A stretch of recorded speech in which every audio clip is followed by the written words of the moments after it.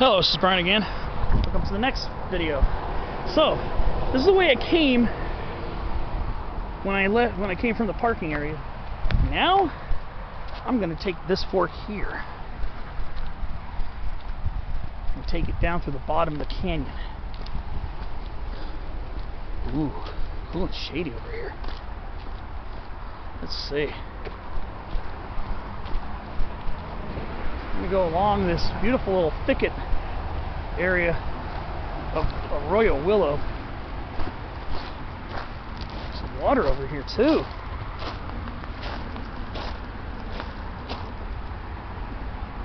Wow. Look at all those mosquito fish. Kind of nervous because that area is cut off from everything else. That dries up, those mosquito fish are in a world of danger. It actually kind of makes me a little worried. They're not a native species. Just hope these pools maintain for a while. Well, there's even water snails in here too. Oh, wow. Yeah, I remember seeing these as a kid. See those little things moving on the rocks? Those little aquatic water snails. Haven't seen those in a very long time. But look at all the mosquito fish in here. Unbelievable. But yeah, there's a ton of water snails in here.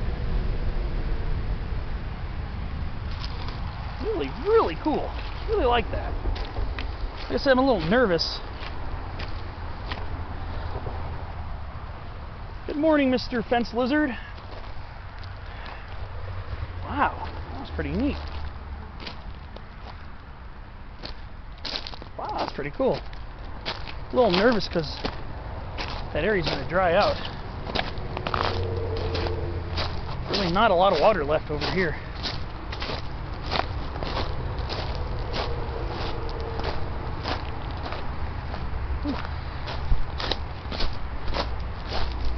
We're going to be paralleling with 52 pretty closely for a while. Bear with the sound.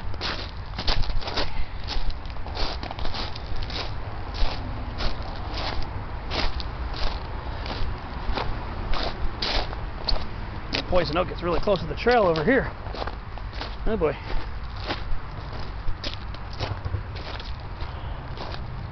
Trying to stay away from it. Wow. I kind of feel bad for those mosquito fish that get caught in those little pools that usually dry off. They are an invasive species in a way, but still, you know, I do like animals. How can you like nature and not like animals anyways?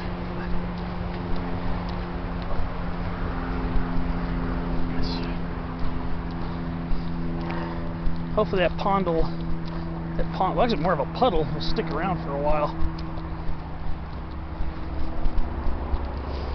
So this is the main bottom trail. The other side that will take you back to Regents Rd. Sometimes they have these little connectors here. There's a half-mile marker, so it's a half-mile back to this side of Regents Rd.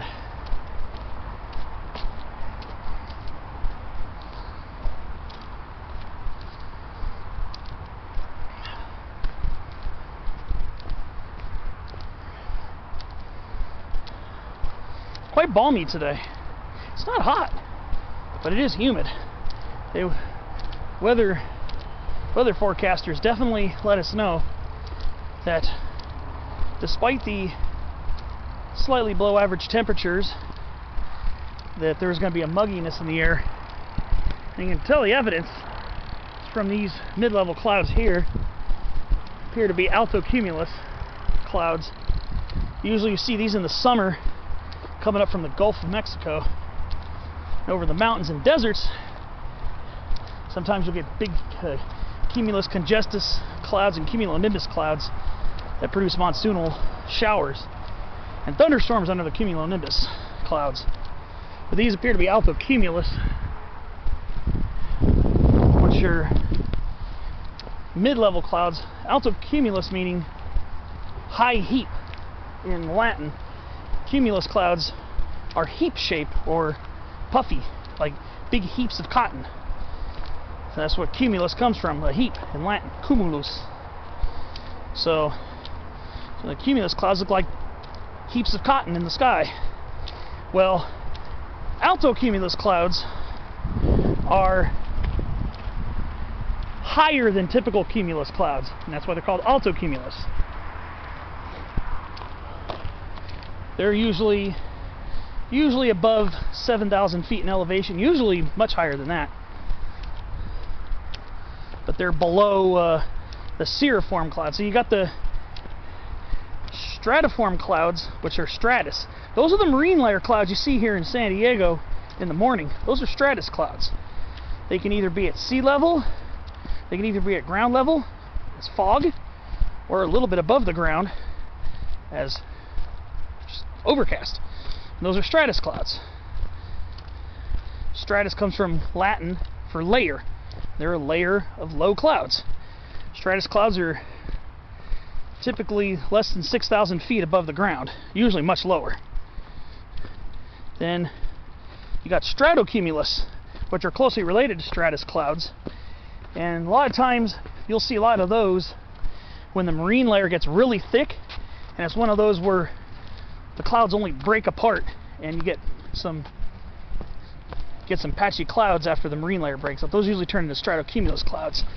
They can be a little bit higher up than regular stratus clouds, but stratocumulus clouds are usually more broken up, while regular stratus clouds tend to form overcast more frequently.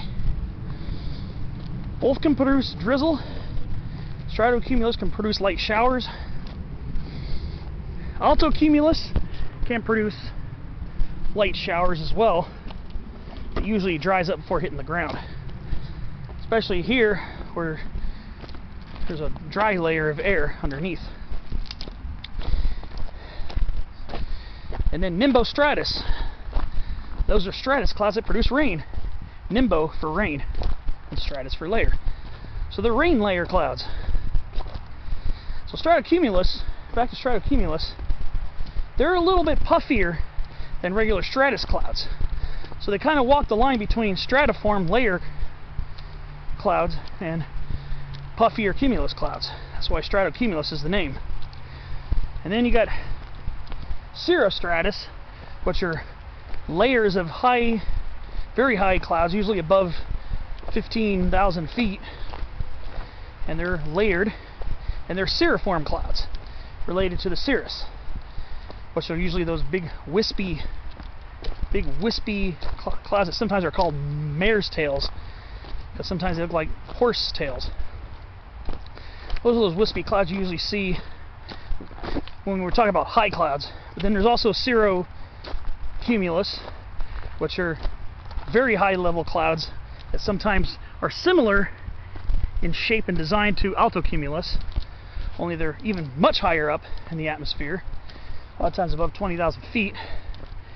They also kind of have that kind of broken structure like the altocumulus, but they're usually much higher up than those. Of course, the cumulus clouds, you got the small cumulus humulus, humulus meaning humble or small. Those are the small little puffy cumulus clouds. Then you get the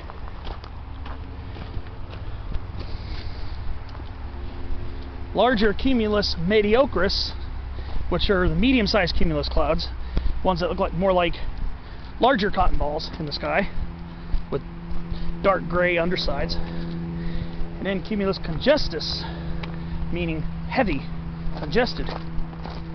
And cumulus congestus clouds are the largest regular cumulus clouds. They're huge and puffy with very dark undersides and often produce rain and snow and stuff like that. Not all the time. And a lot of times those will keep rising up. The cumulus puff will keep rising up, and then really high winds aloft will flatten the top of it into an anvil shape called a cumulonimbus incus, which is the anvil cumulonimbus cloud. Ones that usually produce the most severe weather. You'll have cumulonimbus calvus, which is like the bald cumulonimbus cloud, which hasn't flattened out in an anvil shape. Sometimes before it flattens out, or after wind shear has blown the anvil top off. Those can still produce thunder and lightning and stuff like that. Usually those big anvil-shaped clouds are your big deal producers.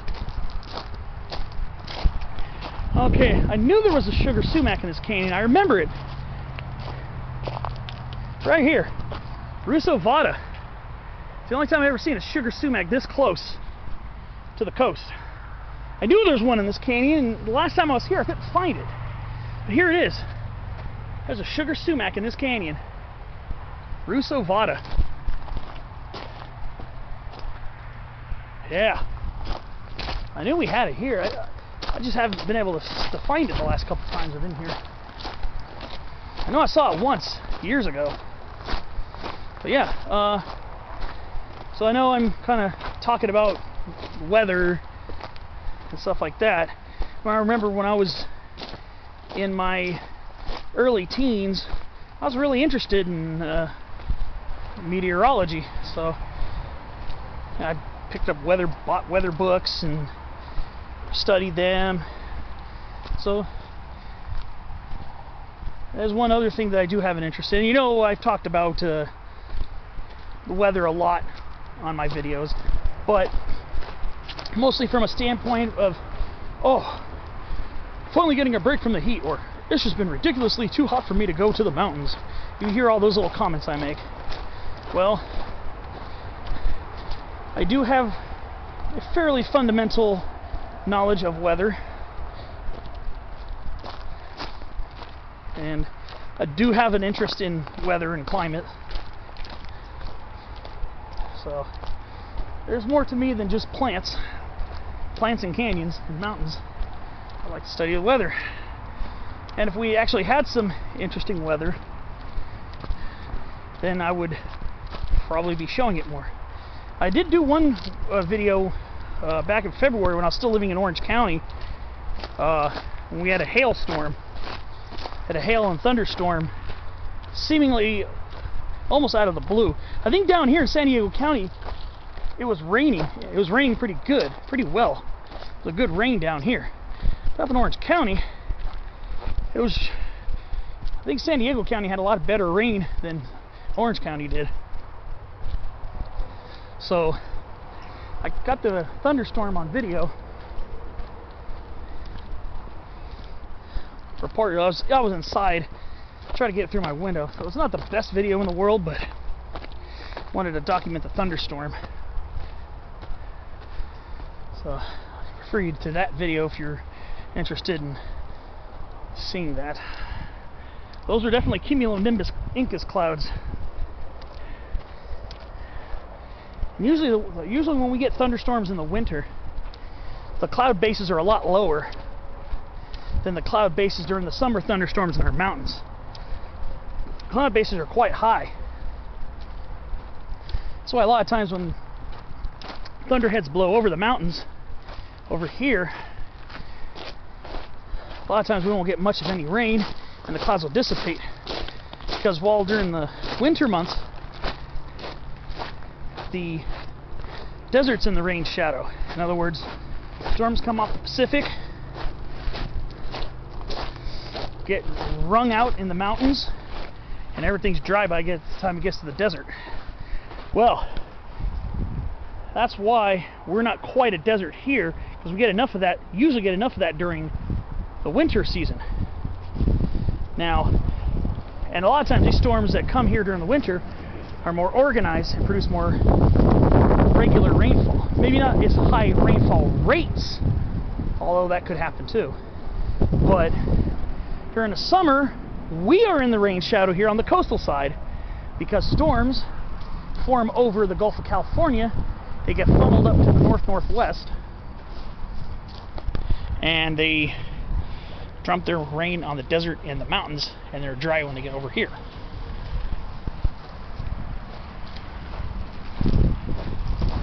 So during the summer monsoon season, we get very little summer rains coming over, spilling over the mountains to the west. So during the summer, we're in the rain shadow.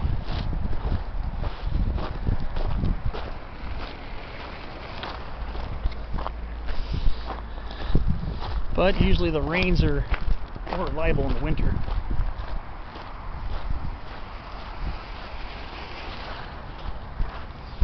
Much more so during the summer. The summer thunderstorms are usually very, not always, but usually very patchy and scattered. But I guess that will probably be enough. But I do like talking about climate, weather patterns. I know I like to complain about them a lot. I know I complain a lot about the weather when it's really hot and sticky. But, well, it's just interesting to think about these different aspects. Let's go see this little kiosk over here. All I gotta do is just cross under Regents Road and I'm basically back at the car already. So this will probably be towards the end of my video. There's something else interesting here too, coming up.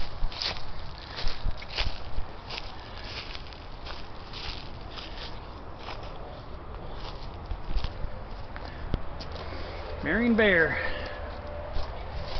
1994 was the last full year I lived as a kid here. Stanley Trail, done that one. Biltmore. Ooh. Limerick Mesa Trail. I gotta check that one out next time I'm here. That's gonna be more towards that's on the Genesee side.